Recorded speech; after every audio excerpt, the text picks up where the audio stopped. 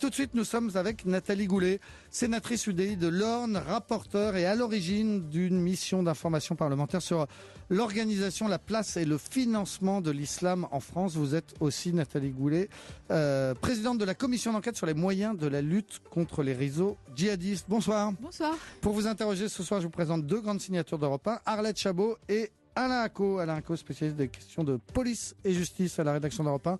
Bonsoir à tous les deux. Bonsoir. Nathalie Goulet, vous étiez aujourd'hui au ministère de l'Intérieur où Bernard Cazeneuve a donc lancé ce chantier de l'organisation de l'islam en France. On va en parler longuement, mais avant, la question du Club de la Presse, la question d'Europe Soir que Maud Descamps nous avons posée sur les réseaux sociaux cet après-midi. La question c'était... est-ce bien à l'État de réorganiser l'islam de France ? Oui, et la majorité de nos votants, 69,9% estiment bien que non, ce n'est pas à l'État français d'impulser la réorganisation de l'islam de France, avec toujours cette même interrogation dans les commentaires postés par nos internautes. Comment réformer l'islam tout en respectant le principe de laïcité ?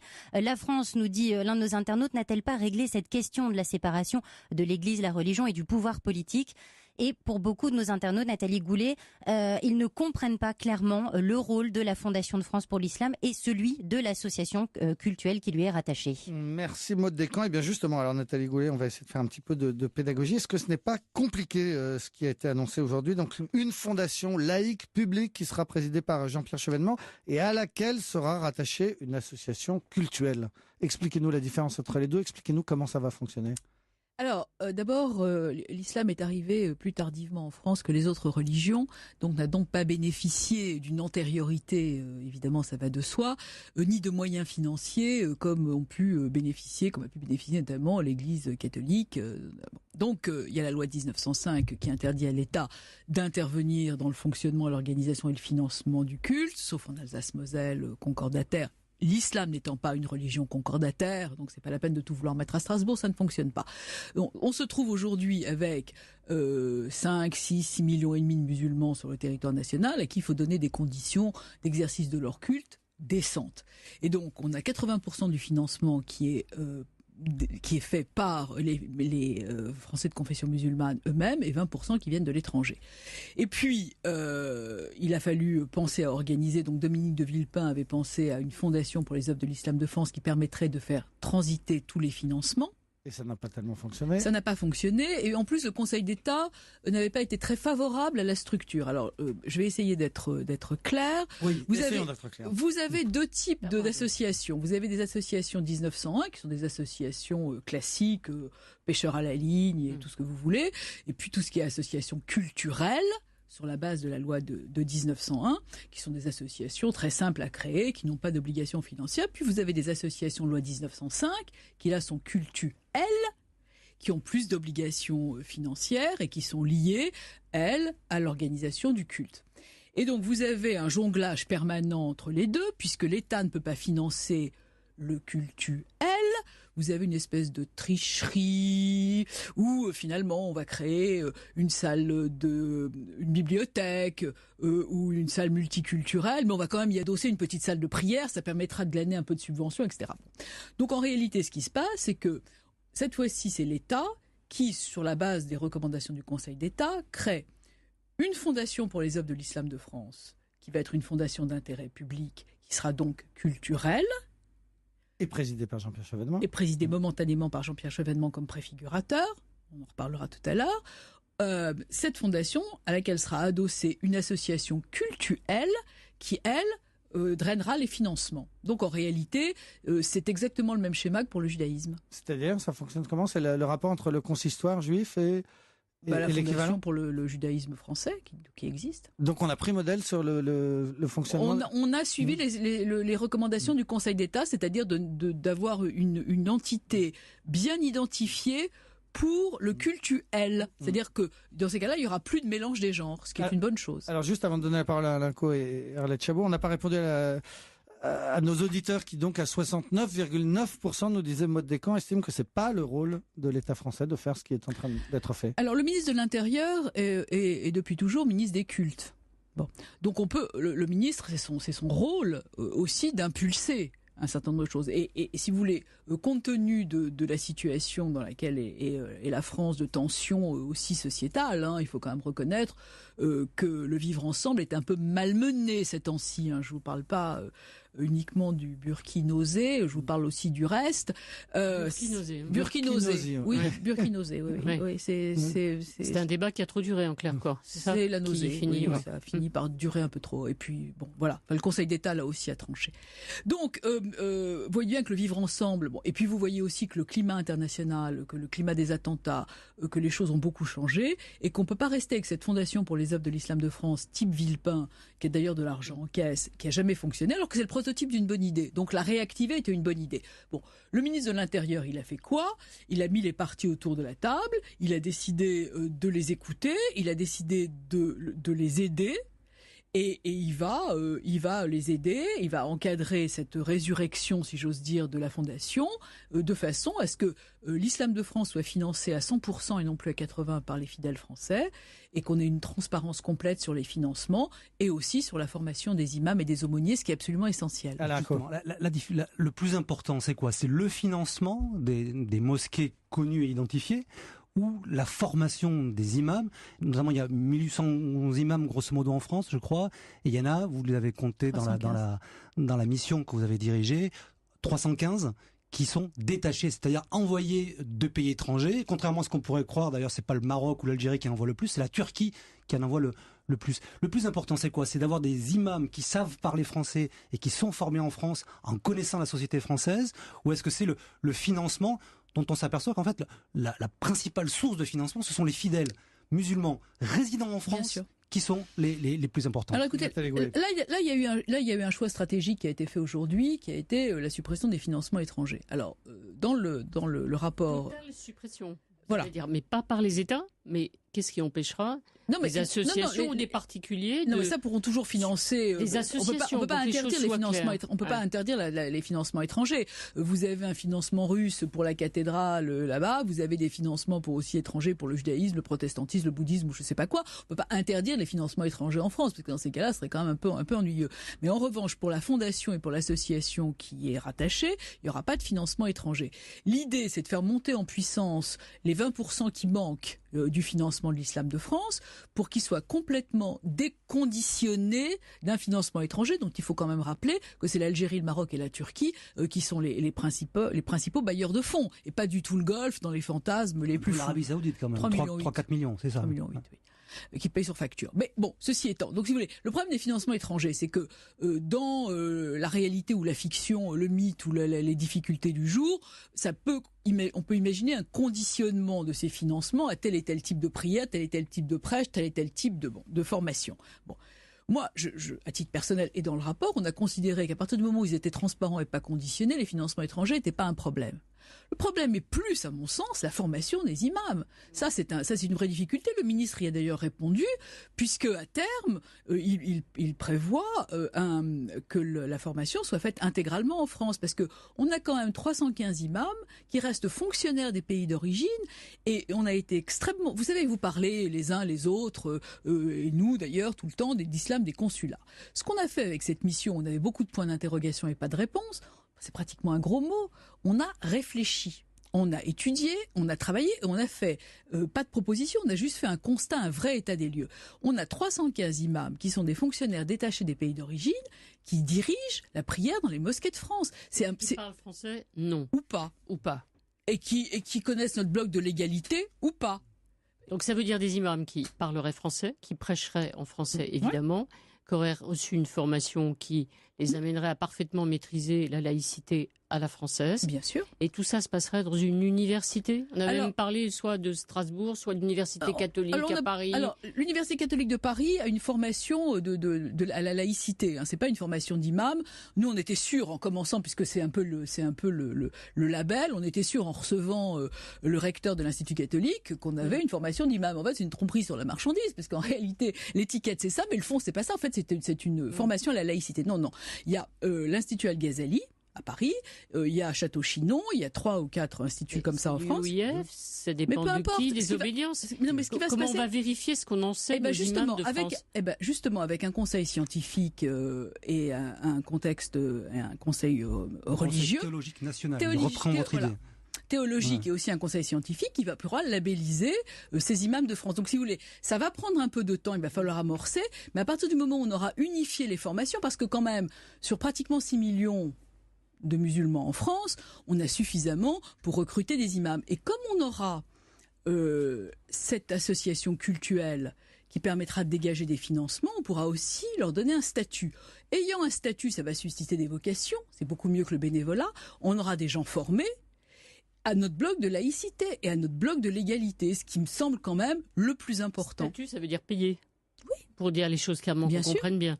Ça veut dire qu'ils seront formés, ils adhéreront à une charte de laïcité, ils prêcheront en français, et grâce à cette association culturelle, voilà, ils auront les moyens payés. Voilà. Hein. Et à terme, ces 315 imams fonctionnaires turcs ou fonctionnaires algériens, le but, c'est qu'ils quittent le pays ?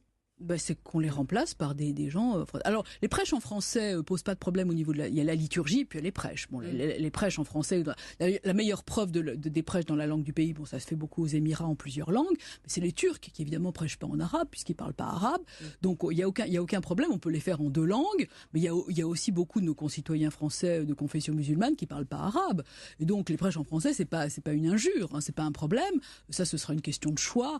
Le plus important, c'est la formation. Vraiment. Par rapport au problème de financement, c'est vraiment la formation des imams qui, de notre point de vue, de la commission de mon co-rapporteur André Reichart, était le plus important. Parce qu'il y a toujours dans le contexte actuel le fantasme que c'est dans les mosquées, dans les salles de prière, que les jeunes se radicalisent et deviennent des terroristes. Est-ce qu'aujourd'hui, véritablement, vous qui avez aussi dirigé la commission d'enquête sur les réseaux djihadistes en France, est-ce que c'est vraiment aujourd'hui dans des salles de prière, dans des mosquées françaises, y compris dans des mosquées salafistes, qui sont souvent montrées du doigt, que les terroristes apparaissent, naissent et se développent? Okay, sur ces questions-là, il faut quand même faire preuve de beaucoup d'humilité, mais très honnêtement, un des points communs de tous les jeunes qui se radicalisent, c'est leur très faible connaissance en matière de religion.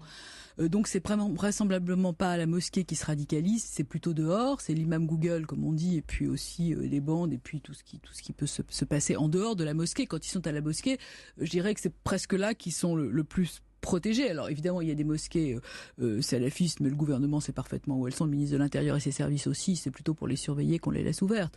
Mais là aussi, si vous voulez, certaines personnes en campagne veulent interdire le salafisme, etc. D'abord, il faudrait le définir. Fermer les mosquées salafistes, vous dites, ça n'a pas de sens vraiment, parce que qu'est-ce que c'est, salafisme et salafisme? Mais d'abord, il y a des salafistes quiétistes, ensuite il y a des réformistes, en plus il y a... Mais si vous voulez, la question est assez simple. On a un arsenal juridique qui a été complété. Là, vraiment, on a quand même maintenant... Tolérance zéro. Des prêches contraires aux principes de la République. Les gens sont français, on les pénalise, on les incarcère. Ils sont pas français, on les expulse. Tolérance zéro. Les prêcheurs de haine, tolérance zéro. C'est-à-dire qu'on a une idée du nombre d'imams, par exemple, qui ont été expulsés ? Il y en a eu quelques-uns encore cette semaine. Je pense que une douzaine, le ministre l'a rappelé cet après-midi, au mois d'août, 15 depuis le début de l'année, et il y a eu une soixantaine d'expulsions depuis 2012.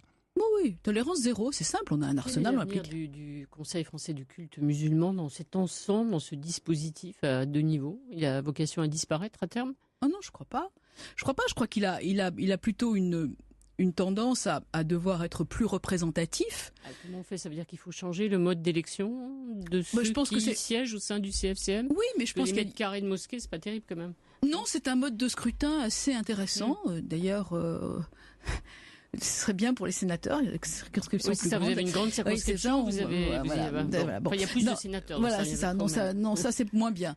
Non, mais très sérieusement, il a fallu mettre en place ce CFCM. Je crois que le président Gbibech est un homme qui a une vraie vision. Il a parfaitement conscience des écueils, mais on demande au Conseil français du culte musulman ce qu'on n'a pas demandé au judaïsme ou au protestantisme ou même à la chrétienté pendant des années. On leur demande de s'organiser tellement vite. Donc il faut que ça se réforme tranquillement de l'intérieur. Et puis il y a une nouvelle génération qui arrive, de gens qui veulent s'impliquer dans la gestion du culte et dans la gestion de la communauté musulmane aujourd'hui, qui sont plutôt des challengers et qui veulent participer aussi au Conseil français. Et je pense que à terme, à court terme, il y aura des modifications. Mais à court terme, celui qui va présider donc cette fondation laïque pour l'organisation du culte musulman, c'est Jean-Pierre Chevènement. Juste après une courte pause, Nathalie Goulet, je vous demande ce que vous pensez de cette nomination. À tout de suite. Le club de la presse d'Europe 1. C'est jusqu'à 20h avec vous, Nicolas Poincaré, avec les grandes signatures d'Europe 1, Arlette Chabot et Alain Acco. Ce soir, vous interrogez la sénatrice UDI de l'Orne, Nathalie Goulet, rapporteure et à l'origine de la mission d'information sur l'organisation de l'islam en France. Vous posez vos questions à tout moment via Twitter avec le hashtag #1soir. Et justement, Ambline, sur le hashtag #1soir, des réactions, Maud Descamps notamment, à l'annonce aujourd'hui du fait que ce sera Jean-Pierre Chevènement qui va présider cette fondation laïque pour l'organisation de l'islam en France. Oui, tout à fait. Je ne sais pas si vous avez vu Nathalie Goulet, il s'est fait railler toute la journée, Jean-Pierre Chevènement, sur les réseaux sociaux, notamment sur sa connaissance du monde musulman, mais aussi pour avoir appelé une nouvelle fois à la discrétion. Nos internautes se demandent si c'est pas déjà un peu compliqué pour Jean-Pierre Chevènement avant même d'avoir commencé. Nathalie Goulet. Bah écoutez, avant d'avoir le nouveau schéma de la fondation, c'est-à-dire sur la base du schéma Villepin, j'y étais très opposée puisque je pensais que c'était aux musulmans de. Bon, alors maintenant dans le schéma Cazeneuve, on peut comprendre. Alors le ministre Cazeneuve nous a expliqué que c'était une présidence de préfiguration pour aider à mettre en place la version définitive. Donc ce sera du temporaire.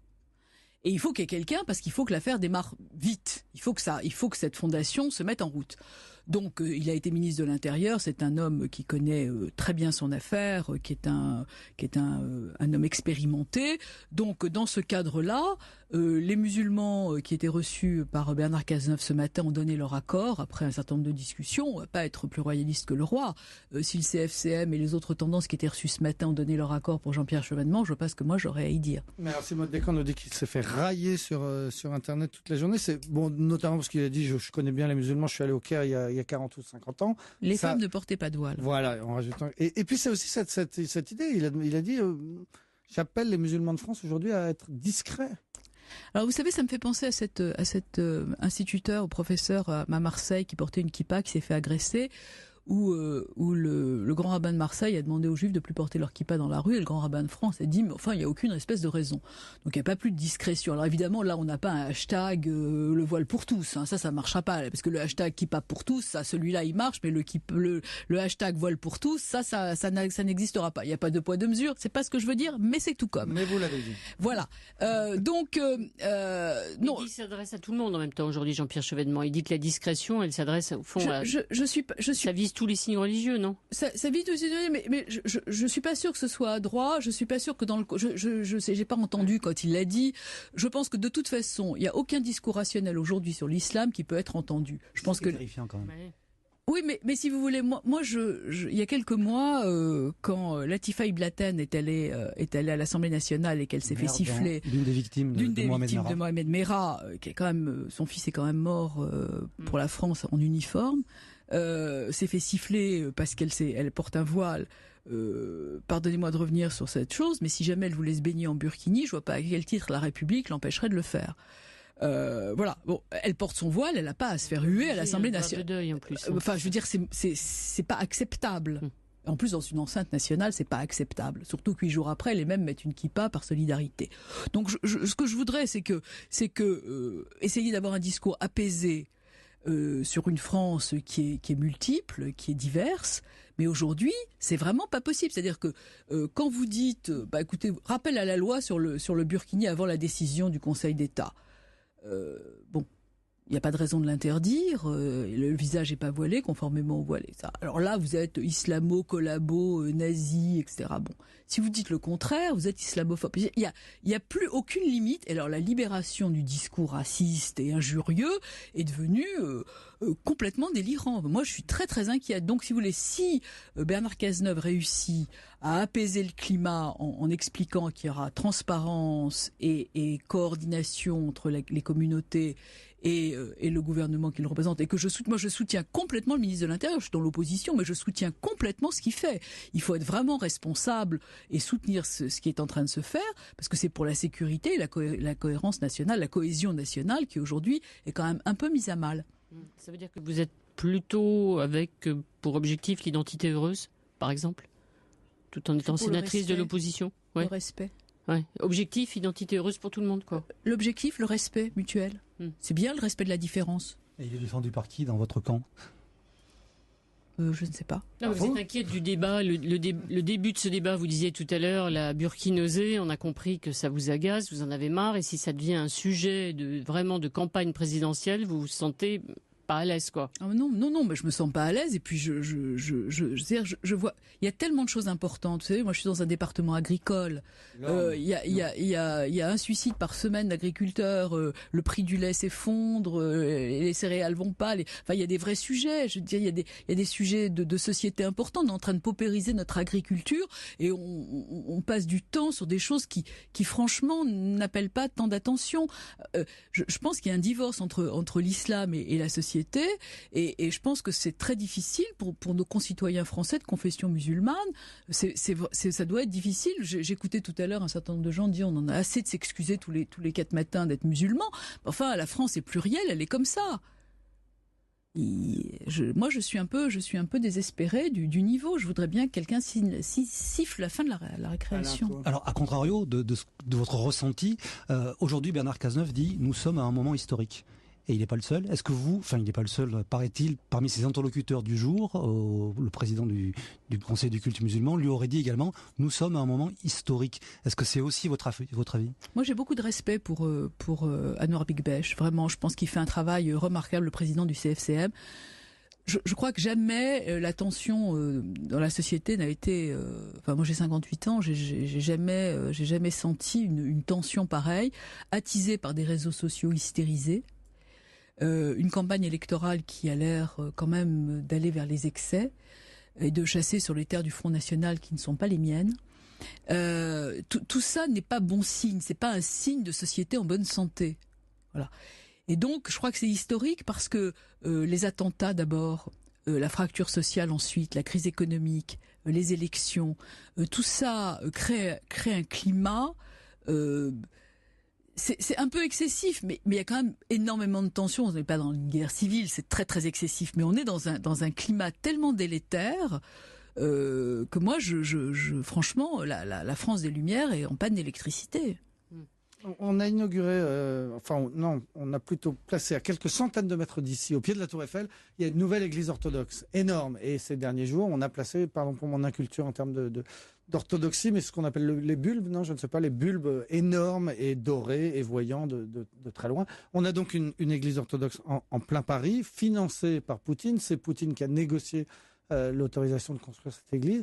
Jamais on peut imaginer qu'un autre État musulman aurait négocié dans les mêmes circonstances, dans un lieu pareil, au pied de la Tour Eiffel, des minarets qui seraient vus d'aussi loin que ces bulbes orthodoxes, non ?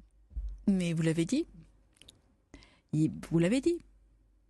Mais je pense qu'il y a le climat depuis le 9 septembre, le 11 septembre, en passant par les attentats, par les guerres multiples, par cet islam radical qui est quand même terrorisant. Il faut quand même pas oublier que les musulmans sont les premières victimes. Y compris l'Arabie Saoudite d'ailleurs, sans parler des chrétiens d'Orient.